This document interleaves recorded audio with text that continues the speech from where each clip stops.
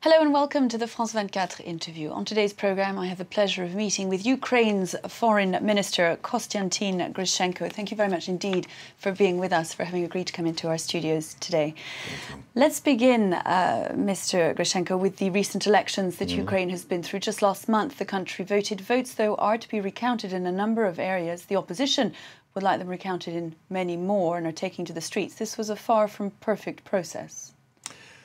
Well, what we have as a result of the elections is a very calm, very organized day of voting itself.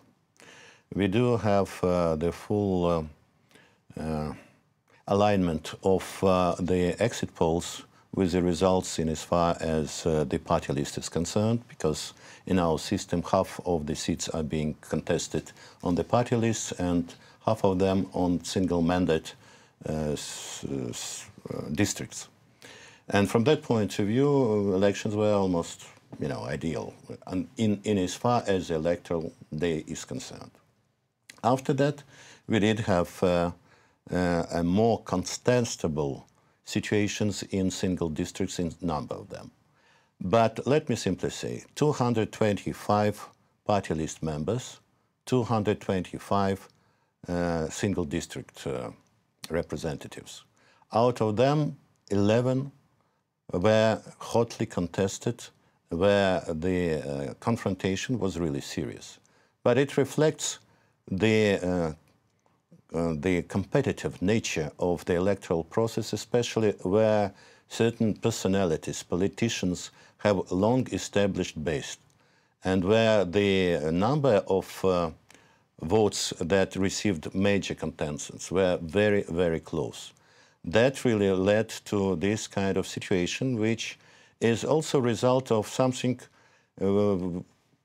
which is the result of electoral law. The electoral law was adopted by consensus of major political parties, including opposition. The whole idea is for the electoral commissions to be formed and run by the political representatives of political parties themselves. They were supposed and were controlling each other. Simply in that particular process, the people who were delegated by political parties or by political parties in less than 10% of single district were not able to perform their duties adequately, I would say. That's something that we need to face. But overall, as of today, only 5 districts are seriously being put in doubt by the Central Electoral Commission, that believes that there might be a need for a new vote in these particular 5 districts. The rest, 445 out of 450, is established results, and the parliament is ready to start to work. The OSCE observer mission, however, called the election a step backward for Ukrainian democracy, given the flaws to which you allude.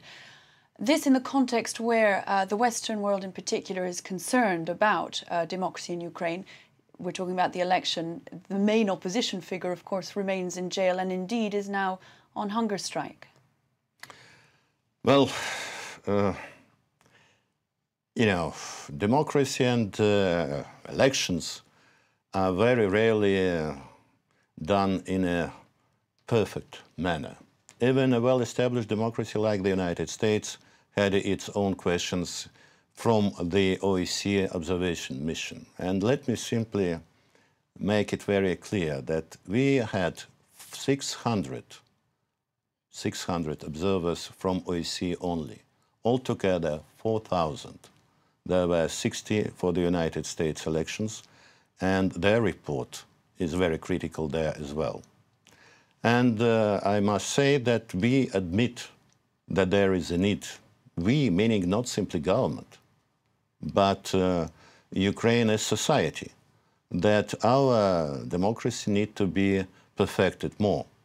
It's only 20 years, and we had quite a number of elections were called good ones, but overall there were deficiencies in every and each one of them.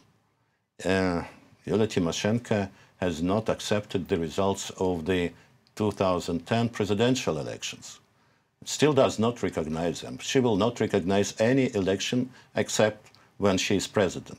But unfortunately for her, and maybe for Ukraine as well, the criminal case against her really is a very serious one. And it has to be looked at and decided through a judicial process, on top of which the process is the European Court on Human Rights. So we need simply to look forward for the moment when the whole process will be looked at and judged through the system that was established on European scale. Looking at the case of Yulia Tymoshenko, but also at the elections, one of the things that is striking about Ukrainian politics is how incredibly divided they are between the blue and the orange, between the west looking and the east looking. It is very much, and the recent elections and the anger over them has reminded us that there are great divisions within the country, societal divisions, linguistic divisions, political divisions that you have yet fully to surmount. You know, this current world does represent a difference of views. We have seen at the popular votes in the United States the difference of, what, 51 to 49% at best. Very serious differences on many of the issues that different candidates represent. In Ukraine, it's a much more, I would say, subtle differences in many instances. People do speak Ukrainian and Russian at the same time. They might have a different view on what kind of linguistic regulations should be there. They might have differences on who personally should be governing the country. But what they agree upon is that Ukraine has a European vocation. By the way, in this electoral campaign, there was no debate on European future, on relations with EU as such. Why? Because there is full consensus among major political parties, opposition and government. And at least in public domain, everyone agrees that we need to have association agreement with the European Union, including the deep and comprehensive free trade agreement, because it is needed to us as a toolbox to improve situation in many areas, and which would help us fully anchor Ukraine in Europe. From that perspective, again, I see less of a difference inside Ukraine as compared to some countries that are inside EU and now facing the possibility of a breakup. If there is agreement on the need to lean towards the European Union, or certainly to seek a working relationship with NATO, with the EU, the problem remains Moscow and the attitude to adopt towards it. With the arrival, the election of Viktor Yanukovych, a number of steps were taken, Russian being granted official status as a language, the Russian Black Fleet being allowed to keep its base in Crimea until 2042. But on that question, and Moscow is very keen that Ukraine should join its Commonwealth of Independent States Custom Union, your government has held firm. You've chosen not to sign. Is that going to remain the case? Well, we have clearly stated our final goal, joining EU as a full member. Association agreement, deep and comprehensive free trade zone, which creates it, is incompatible with the custom union with Russia, Kazakhstan and Belarus.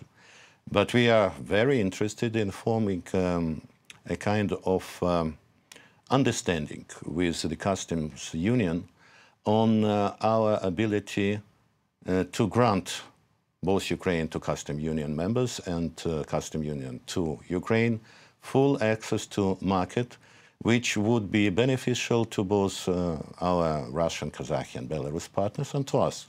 That is not an easy challenge, but we all are being governed by the World Trade Organization rules, and there is an opportunity to lower tariffs and non-tariff barriers which would be fully compatible with our joining this deep and comprehensive free trade zone with EU. And yet the pressure from Moscow is likely to remain great, and it bases itself on natural gas prices. You remain very vulnerable to what Moscow decides. Well, we are very attentive, and again, that's a fact. We have started to buy gas from Germany because it's cheaper than to buy directly from Russia.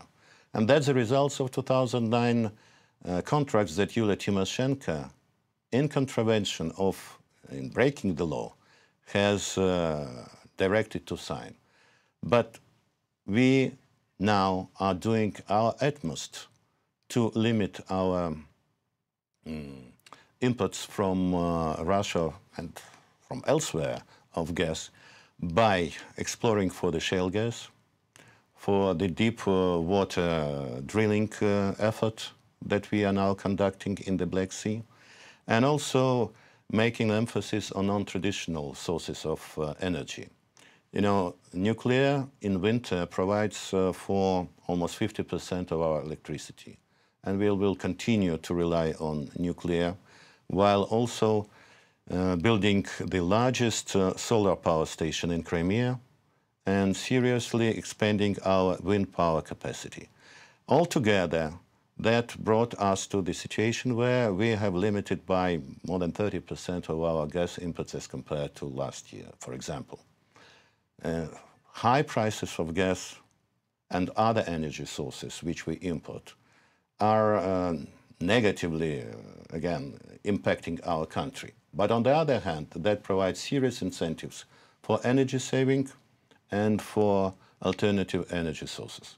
That is something which is being done by this government as never was done before by any previous one. Konstantin Grushenko, thank you very much indeed for having been our guest today. That brings us to the end of today's interview, but we'll be back very soon for another. Do stay with us.